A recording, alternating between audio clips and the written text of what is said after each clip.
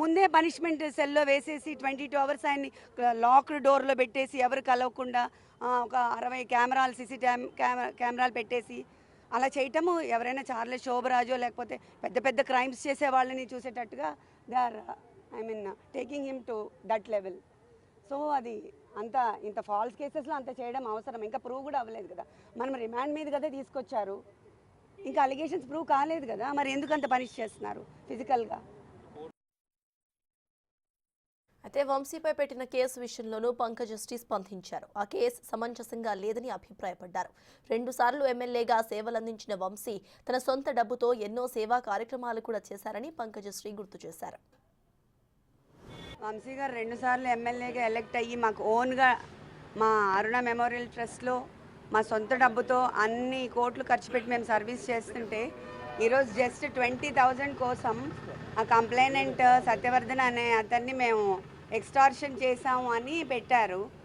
అది ఎంతవరకు నమ్మశక్యం అనేది నాకు అర్థం కావట్లేదు. జస్ట్ 20,000 కోసం అలా ఆ కేసు చాలా ఇదిగా ఫ్యాబ్రికేట్ చేస్తూ ఉన్నారు. ఆ అబ్బాయి మీద ప్రెషర్ తీసుకొచ్చి మనము 20,000 కోసం ఆ అబ్బాయిని అబ్డక్ట్ చేశామని అలా చాలా డిఫరెంట్గా ఫాల్స్ అలిగేషన్స్ ఫ్యాబ్రికేట్ చేసేస్తూ ఉన్నారు. అండ్ మనము ఇక్కడ పోలీస్ థ్రెట్ ఉంది, ఫిజికల్ థ్రెట్ ఉంది, అవన్నీ మనం చెప్పాము. ఇక్కడ వంశీ గారికి ఆ టెయిల్ బోన్ ఫ్రాక్చర్ ఉంది, అందరికీ తెలుసు, కొన్ని బ్రీదింగ్ ఇష్యూస్ అవన్నీ ఉన్నాయి. అయినా ఆయన్ని పనిష్మెంట్ సెల్ లాగా 22 అవర్స్ ఒక రూమ్లో పెట్టేసి ఎవరు రాకుండా ఎవరితో కాంటాక్ట్ లేకుండా అలా చేస్తున్నారు. ఇప్పుడు ఆయనకి బ్రీదింగ్ ఇష్యూ ఉంది, టెయిల్ బోన్ ఫ్రాక్చర్ అయింది, కింద పడుకోలేరు.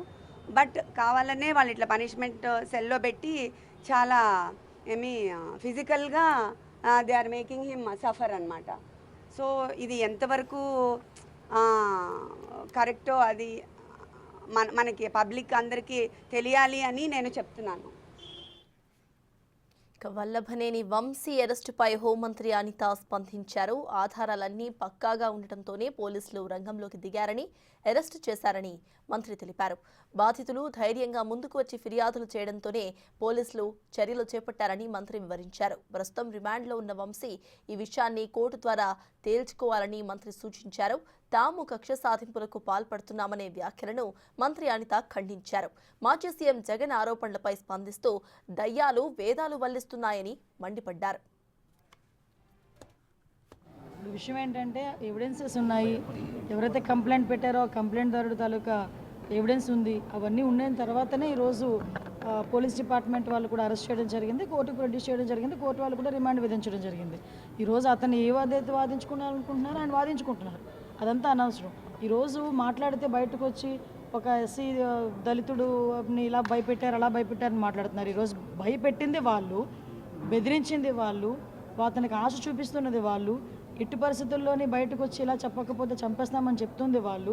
దాన్ని బట్టి ఈరోజు బయటకు వచ్చి ధైర్యంగా అతను మళ్ళీ కంప్లైంట్ చేశారు, వాళ్ళ బ్రదర్ కంప్లైంట్ చేశారు. ఈరోజు ఆ కంప్లైంట్ బేస్ చేసుకొని ఈరోజు కేసు పెట్టడం జరిగింది, రిమాండ్ కూడా వెళ్ళారు. ఏదైనా ఉంటే కోర్టుల తర్వాత తెలుసుకోవాలి, దాని గురించి కోర్టులో ఏదైనా మాట్లాడతాం. బయటకు వచ్చి వీళ్ళు ఈరోజు పాలిటిక్స్ మాట్లాడుతున్నారు. లాస్ట్ 5 సంవత్సరాలు జరిగినవి ఎవరైనా మర్చిపోయారా? లాస్ట్ 5 సంవత్సరాల్లో డీజీపీ ఆఫీస్కి కూతవేటు దూరంలో ఉన్న మా పార్టీ ఆఫీస్ మీద దాడి జరిగిన రోజు ఏమయ్యారు వీళ్ళందరూ కూడా మాట్లాడేటప్పుడు? ఆ రోజు సీఎం అతగాడిని తిడితే వాళ్ళ కార్యకర్తలకి బీపీ పెరిగి ధ్వంసం చేశారని చెప్పి మాట్లాడిన సీఎం, ఆ రోజు సీఎం ఈరోజు మాట్లాడుతున్నాడు, ఏదో అంటారు కదా నీతి కబుర్లు దయ్యాలు వేదాలు వల్లించినట్టు మాట్లాడుతున్నాడు. ఈరోజు ఆ రోజు బీపీ పెరిగితేనే మా కార్యాలయాలు వచ్చి బదలగొట్టారని మాట్లాడుతున్నారు. మేము ఈరోజు అటువంటి ఆ కేసులన్నింటినీ కేసులన్నీ ఉన్నాయి, నడుస్తున్నాయి. ఆ రోజు కేసులు పెట్టారు, నడుస్తున్నాయి. వాటన్నిటి మీద ఈరోజు న్యాయ విచారణ జరుగుతోంది. కుట్రలో భాగంగానే ఇరికించారు. ఏంటి కుట్ర? పోలీసులకి ఏంటి అవసరం? ఈరోజు సత్యవర్ధన్ వాళ్ళ బ్రదర్ వచ్చి కంప్లైంట్ పెట్టాడు, నాకు న్యాయం జరగాలి, మా అన్నని ఇలా బెదిరించారు, కిడ్నాప్ చేశారని చెప్పి. సో దాని మీద పోలీసులు యాక్షన్ తీసుకోవాలి కాబట్టి పోలీసులు యాక్షన్ తీసుకున్నారు. దానికి సంబంధించి కోర్టులో ప్రొడ్యూస్ చేశారు, ఎవిడెన్సెస్ అన్ని ప్రొడ్యూస్ చేశారు. దాని మీద రిమాండ్ విధించింది కోర్టు. ఫర్దర్గా ఏమైనా మాట్లాడుకుంటారు కోర్టులో మాట్లాడుకోవచ్చు. కానీ నేనేమంటానంటే ఇవన్నీ జరుగుతున్న నేపథ్యంలో బయటకు వచ్చి మాజీ సీఎం ఈ పులివెందుల ఎమ్మెల్యే బయటకు వచ్చి ఆయన తెగ బాధపడిపోతూ మాట్లాడుతూ ఉంటే 5 సంవత్సరాలు ఆ బాధ ఏమైపోయింది? లాస్ట్ 5 సంవత్సరాలు అన్ని పార్టీ కార్యాలయాల మీద దాడులు చేశారు, మా మీద దాడులు చేశారు, మా మీద అబద్ధపు కేసులు పెట్టారు. మేము నిజంగా రివెంజే తీర్చుకోవాలి అనుకుంటే 7 నెలలు ఎందుకు ఆగుతాం? ఈ రోజు వరకు ఎన్నెన్నో మాటలు మాట్లాడిన వాళ్ళు అందరూ కూడా రోడ్ల మీదకి వచ్చి బాగానే మాట్లాడుతున్నారు కదా. మేము వాళ్ళ మీద ఏం కక్ష సాధింపు ఏం చేయలేదే. అతను సత్యవర్ధన్ తమ్ముడు కేసు పెట్టాడు, ఆ కేసుని బేస్ చేసుకొని ఈరోజు వంశీ గారిని అరెస్ట్ చేయాల్సి వచ్చింది.